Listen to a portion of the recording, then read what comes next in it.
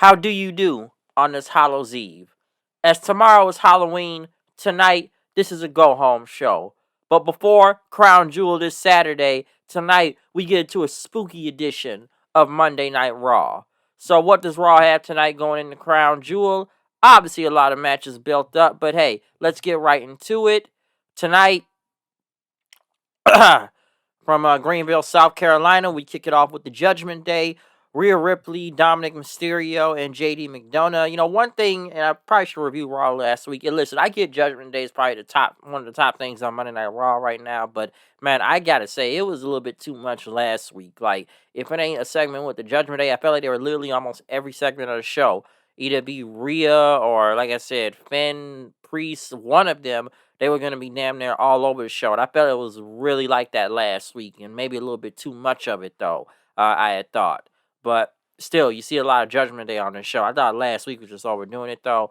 But Judgment Day came out there. Ripley got in the microphone, basically said that they run Monday Night Raw, and what's going to go on tonight, that they're the top faction around here. They run this place.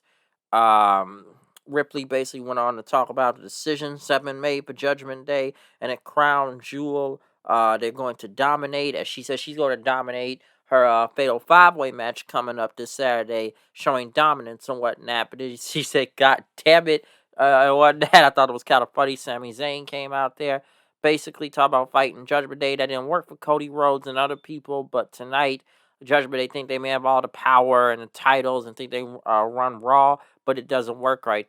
Doesn't work like that. You don't have Monday Night Raw. And Sami said, "I'm gonna keep fighting you as long as I can." Ripley said, "Listen, we don't need the numbers to beat you because it's just you. All right."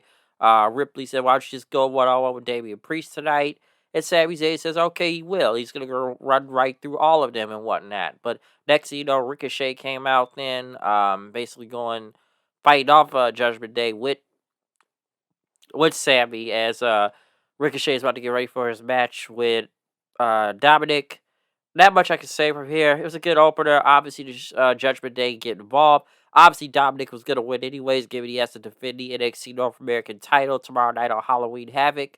So obviously he won right here, which I don't get why they still try to protect Ricochet in a way, because they did have him roll him up and whatnot. But Ricochet ended up attacking Judgment Day right after, and basically knocking him off then as they backed off from Ricochet in. Also, they had a video package for the Creed brothers from NXT. I see we get more and more people from NXT on this show every other week. And, well, hell, we get the main roster on NXT half the time. But they did have a video package about the Creed brothers. Probably could have been a little bit more. But they were there to face Alpha Academy. So this is their Monday Night Raw debut. I thought it was good. I was actually surprised they went over clean here. So that did kind of surprise me. I actually thought Alpha Academy were gonna go over, but nah, the Creed brothers won and they beat Alpha Academy. So they may be getting called up soon, or maybe this was a call up match. I'm not sure, but I feel like very soon we will see these guys on the main roster. They've been in NXT for a little bit over about 1 or 2 years now, if I'm not mistaken. I think they really are good though from the time I've seen them and the times I watch NXT. So they could be coming up real soon. Right after that, Priest was in the back talking about what happened. And, for some reason, New Day, since it's Halloween, they come dressed like Judgment Day, and then they walked off. But Priest basically says, Dominic, you could have did better out there, as all of Judgment Day was out there. And then basically Ripley just say, like, hey, we're a team. Okay, we all got to do our thing and whatnot, because everybody's now fighting who's going to be the leader of the Judgment Day. So even Ripley says Cody's words gotten to you and whatnot. And they said, they basically just got along then. And, Judgment Day said they could dominate.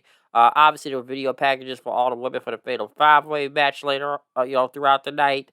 The Miz had Miz TV, as Gunter was going to be a special guest.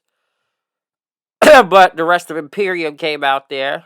Talking about he doesn't need to be on a TV show. Miz is a clown. Miz said, hey, I've never been nobody's lackey, okay? You guys are the lackeys here. And he says, oh, this one talks here. Because Benji tried to talk about Maurice. Like, you could finally talk. You could speak. And then Miz basically said the show's called Miz and Mrs. So who am I playing second fiddle to here? And it looks like you guys are second fiddle here. You guys take orders from each other or whatnot. Gunter came out there, basically said, you're still running a show in this year, and this show is beneath me. And Miz said, you say you don't want to take, say I'm serious and whatnot, and talk about him interviewing Invisible John Cena's and all that stuff. Listen, I've been the WWE champion. I beat Randy Orton to get this title. I beat John Cena at WrestleMania in the main event.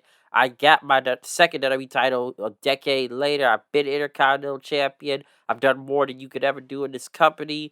Gunter laughed at him then. Miz is one of the greats, but they create moments, but you can't create something here with, especially with Miz TV. And for some reason, the screen froze up there. So by the time it came back on, Miz was already on the ground trying to fight Gunter again. The rest of Imperium ended up pulling him off and whatnot, knocking him out of the ring. Miz walked to the back, which I guess maybe he's turning face now at this point. Cause I feel like Miz needs something because he usually gets beat by literally everybody on this show nowadays. So maybe this is turning him face now. DIY came out there making their Monday Night Raw debut, which I felt like DIY's music. I don't know why they just don't give their NXT music back. I don't know why that video package didn't even show the history. I'm not saying show the whole history, but show enough to know what's going on and how they were a big team in NXT at the time. But I don't know why they don't give these guys back their old music. I have no idea. This is probably worse than Gargano's current theme. Miz basically went back and wanted a shot at Gunther for the title, but Pierce says, I can't do that, but you can earn your shot, though. Bronson Reed came in, and Miz says, he already had his opportunities, and Reed says, okay, then why don't you, yeah, I'm the only person that can take the title off Gunther and whatnot, so it's going to be the Fatal 4-Way next week. DIY won against Imperium, DIY won, the crowd looked like they got into DIY later. I guess like I said, I feel like at this point they're just trying to push anything that's NXT and hope it gets over, especially for a team that hasn't been around in like what a few years now, if I'm not mistaken. And the crowd seemed very receptive. I don't know if it's the same crowd that was watching these guys from NXT when both of them are hot. I feel like Champions more over the Garganos it is anyways, because the guy was barely getting reactions anyways at not that long ago. But that maybe DIY will work again. So I'm not sure. uh Nakamura said something about who's going to be his next opponent. For some reason, Michael Cole said Candice Michelle instead of Candice LeRae with a video package, which he did apologize for. Xia Li went against Candice LeRae, which Xia Li won with the ref stopping it. I guess since Xia Li kicked Candice's head off damn near, it looked pretty brutal. They stopped the match. So, boom, there you go. Jey Uso talked about what he was going to do tonight and going back after the tag titles. Drew McIntyre had a video package basically talking about him at the Performance Center and how he clawed his way up to the top, how he'd been the chosen one before, but getting released, coming back to the company, winning the Royal Rumble, getting this chance to, main event WrestleMania, a stadium full of people, but the pandemic happened. And he did win the WWE title, but he won it in front of nobody. And he fought some of the best throughout this time in the pandemic. But by the time the fans came back in WrestleMania, the next year after, he lost it. And he clawed back up. He went to Clash of the Castle, but the Bloodline got involved.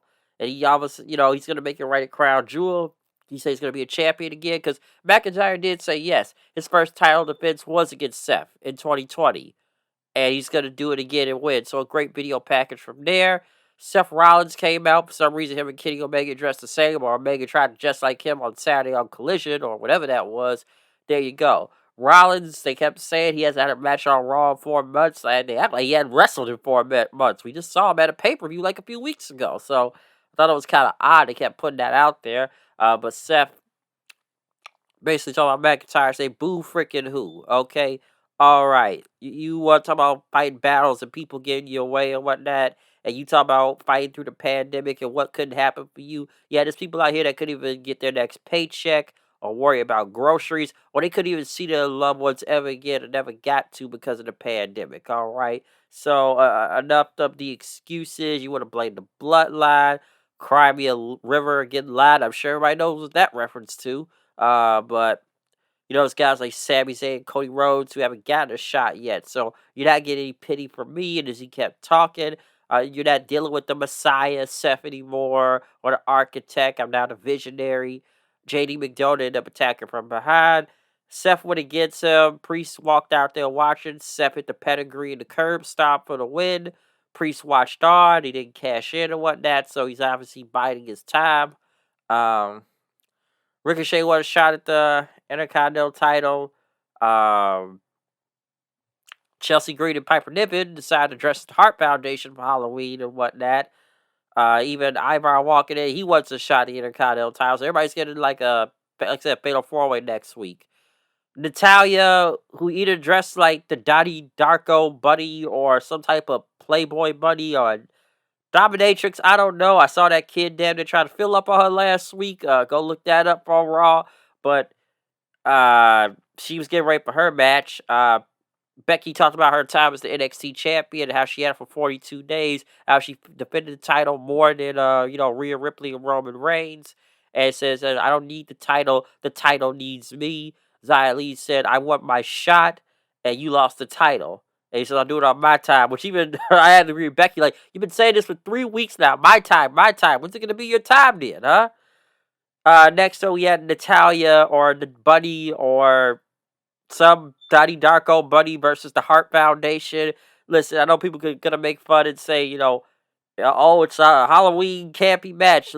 And I know people will get WWE for this, but hey, AEW did the same thing. So it'd be hypocritical if you can't say, well, then again, AEW was already copying WWE after what they did Saturday anyways with their little trick or street fight match. And this was another trick or street fight here. A lot of Halloween shenanigans and whatnot. Even, Nikki Cross get involved. Chelsea Green actually got the win here, but she is defending the tag team titles tomorrow night on NXT. So there's a reason why they have to win anyway. So there you go. In the main event, we did get Damian Priest versus Sami Zayn, which ended up in a disqualification due to Judgment Day interference. Jey Uso came out there. Even Cody Rhodes also. They fought off the Judgment Day. They ended up hitting like 2 crossroads on McDonough through the table, which looks like the crossroads hurt you more, honestly, on the table with Cody than it did McDonough. But Cody got on the microphone, basically talking about his story and everything, and I get back up because I fought my way up to the top. Priest, you just have this briefcase. You have a whisper from immortality, but you're not even the leader. You follow behind everybody in the Judgment Day. And Cody basically says, it's always me. All right, now I'm back on the path, and I'm gonna go right through you with Crown Jewel and get back to my story and everything. So a great promo from Cody to end off the show, especially leading to Crown Jewel. So yeah, the show was okay. It was a go home show, and it basically talked about everything that on the Raw side of things leading into Crown Jewel this Saturday. So we'll see what happens. I may review that show. So possibly, but hey, I may be reviewing Halloween Havoc tomorrow night because it's already cold over here, and apparently it's going to be snow tomorrow. So I don't know if it's going to be a lot of people out for Halloween as it is, anyways. But hey, I don't know. But other than that, that's all I got to say about Monday Night Raw. So I'm out of here. Comment, subscribe, follow me on Twitter, Hood990. See y'all later. Peace.